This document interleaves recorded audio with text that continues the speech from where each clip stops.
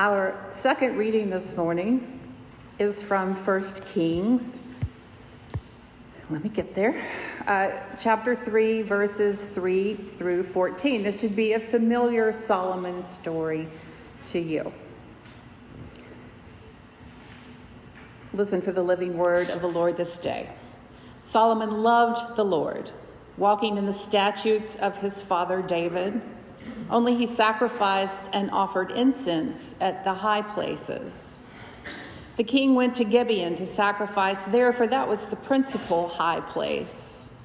Solomon used to offer 1,000 burnt offerings on that altar. At Gibeon, the Lord appeared to Solomon in a dream by night, and God said, "Ask what I should give you." And Solomon said, "You have shown great and steadfast love to your servant, my father David, because he walked before you in faithfulness, in righteousness, and in uprightness of heart toward you. And you have kept for him this great and steadfast love, and have given him a son to sit on his throne today. And now, O Lord my God, you have made your servant king in place of my father David. Although I am only a little child, I do not know how to go out or come in. And your servant is in the midst of the people whom you have chosen, a great people, so numerous they cannot be numbered or counted. Give your servant, therefore, an understanding mind to govern your people, able to discern between good and evil, for who can govern this, your great people?" It pleased the Lord that Solomon had asked this.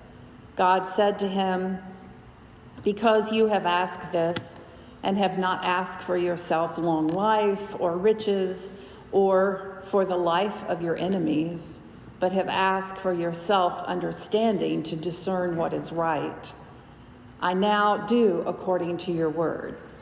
Indeed, I give you a wise and discerning mind. No one like you has been before you, and no one like you shall arise after you.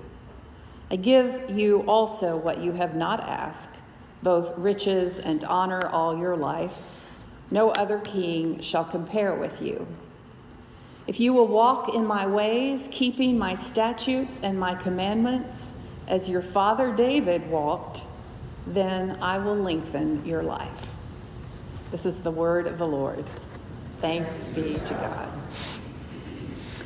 Solomon faced an enormous challenge as he took the throne from his father. The end of David's reign had been tumultuous and conflicted, but David remained the beloved king of Israel, who had united the northern kingdom of Israel and the southern kingdom of Judah, and reigned over a very prosperous, safe time in the history of that kingdom. So the burning question for this young king is, what does it take to govern a great people? What does it take? Does it take a political party to back you up? Does it take a political action committee to provide you with money? Does it take great armies, great resources that you might share with the people? Or does it take an ability to be ruthless if anybody challenges your authority? God was pleased when Solomon asked for wisdom. So as every good preacher in 2024 who sits down to write a sermon on wisdom, I Googled it to see what would come up. The first thing that came up was a daily herbal supplement called Wisdom. It is, quote, the world's best Christian daily supplement, designed to unleash your best self. It is the world's best all-natural, Bible-based herbal supplement. It includes 8 biblical herbs, all of which are backed by decades of Wisdom's own research and numerous high-quality, peer-reviewed scientific studies, none of which were available on their website. You cannot make this stuff up. The gift Solomon asked for was not a daily supplement. It is a core tenet of the faith, particularly in this case, the faith of the Deuteronomists, who were the group of scholars and people who were writing this history down at the time of the Babylonian exile. And they were using the foundation of the law and the Deuteronomic theology, understanding of who God is, as their foundation for these stories. Wisdom would have been understood by these authors as a mind to govern, which included first a listening heart, and the heart was considered kind of the mind, soul, and spirit, the whole emotional nature of a person. 2, the ability to discern between good and evil. And 3, the understanding to figure out what is right as you try to govern this great people. In the 200,000 years that humans have been on the face of this planet, wisdom has been part of the culture, even before the practice of writing any wisdom down or any stories about wisdom. However, it wasn't until the 1970s that research began in earnest on the concept of wisdom. And it's no surprise that the research confirmed once again that the early understandings of wisdom and its power were and always have been spot on. Every time science catches up with God, every time. In this time of Solomon and the wisdom writings that are contained in the biblical canon, the book of Ecclesiastes, the Proverbs, the book of Job actually is one of our wisdom books. At that time, there was no distinction between reason and faith. It just didn't exist. Everything was entwined.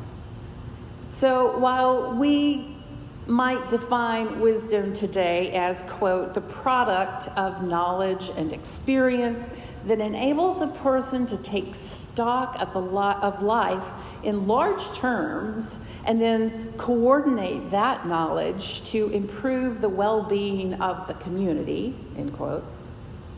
The ancients regarded wisdom as a divine gift, and they believed that that gift was established at creation. Solomon, of course, is known for his wisdom.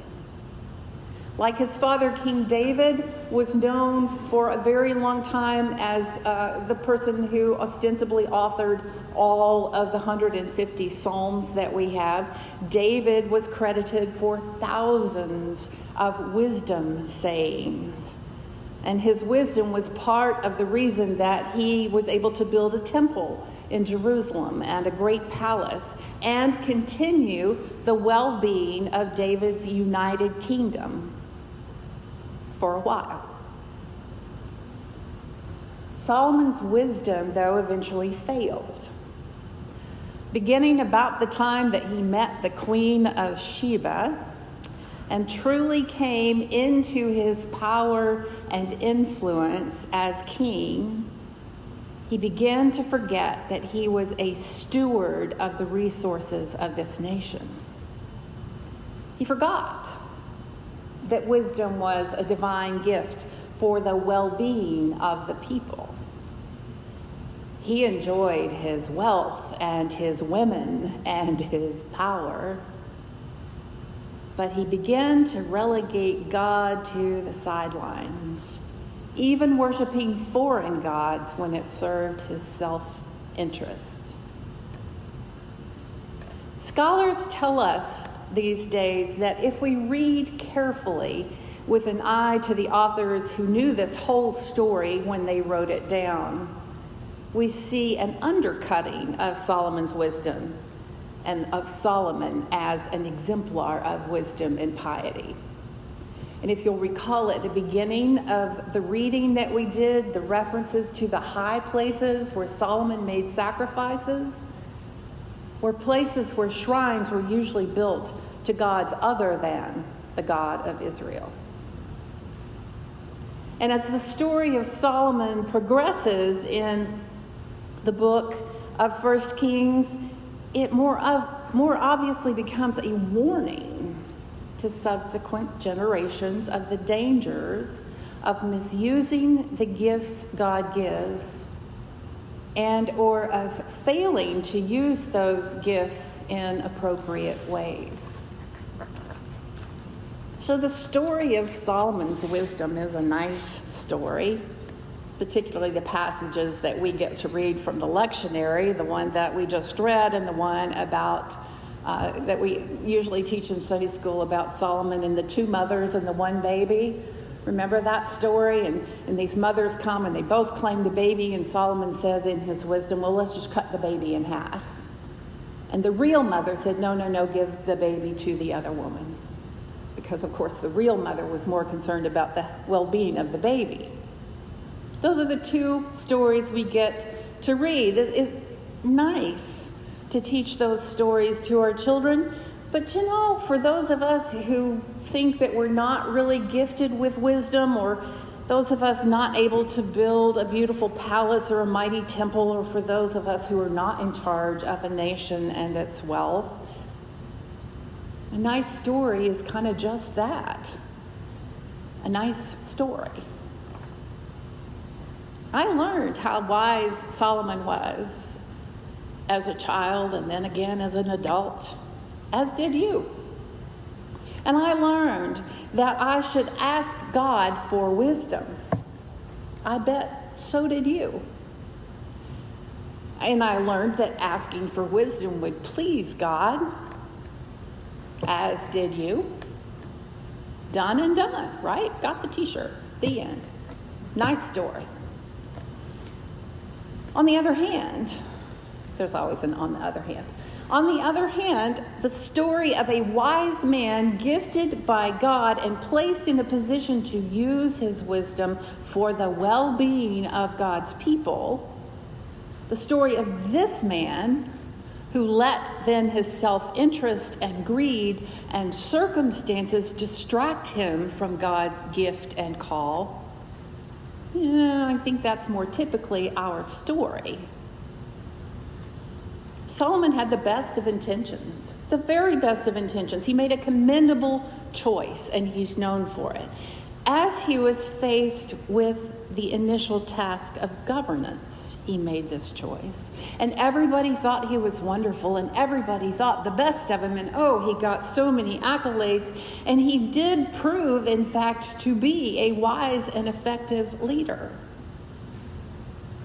But slowly, with the success that was brought by his wisdom, he moved away from God, mentally and spiritually, and even physically, up on those high places instead of in the temple in Jerusalem. He took foreign wives and he allowed them to worship foreign gods. He even built shrines for them to worship. He taxed his people heavily, and they became bitter and angry. He forced them to work as his soldiers. He granted special favors to the tribes of the southern kingdom, Judah, alienating the northern part of the kingdom, Israel, which after his death would result in the division again of those two kingdoms. And eventually, because they were divided, it would cause the destruction of the temple and of the nation. So usually age brings wisdom, but perhaps the wisdom of Solomon's story here is the lesson of what happens when we are successful and become complacent, when we stop being aware of using our wisdom and our other gifts for the well-being of the community. If our people aren't thriving, our people everywhere, If our churches aren't thriving, we may not be using our God-given gifts in the way that they were intended to be used. In life, in faith, in relationship, in every instance of every minute of every day, the gift of wisdom to improve the lives of others is to be honored and to be used. And when Solomon used his gift with gratitude, the kingdom and her people thrived. So the lesson of wisdom today is not that Solomon had it. It's more about, I think, what happens when God's people fail to use or recognize the gifts they've been given to further God's kingdom. Be wise, people of God. Be wise. Amen.